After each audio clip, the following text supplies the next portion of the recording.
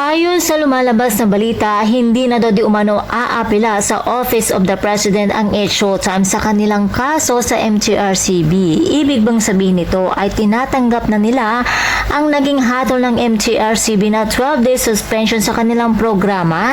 Sa katunayan daw ay nagsimula na ngang mag-taping sina Luis Manzano, Roby Domingo at Melay Controveros dahil sila daw di umano muna ang pansamantalang papalit sa non-time show habang nasa suspension ang mga ito.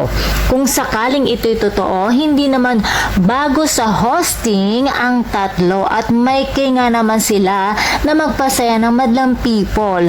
Palaisipan tuloy sa mga netizens kung ano daw ang magiging titulo ng kanilang non-time show.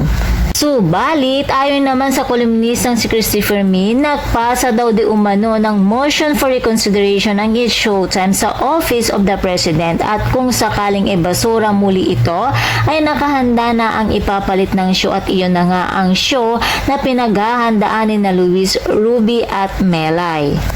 Ayon pa sa balita, magsisimula daw ang suspension ng show sa October 14 hanggang 27. Matatandaang sa October 24 ang anibersaryo ng It's Showtime. Kung sakali mang ito'y totoo, ibig sabihin sa pagbabalik na lamang nila isi-celebrate ito sa telebisyon dahil nakasanayan na rin nila na sa tuwing anniversary ng It's Showtime ay nagkakaroon ng mga host ng segment na magpasikat. At kung sakali daw na matuloy ang suspension, hindi rin daw pababayaan ni Vice Ganda ang staff ng kanilang show dahil magbibigay daw di umano ito ng ayuda.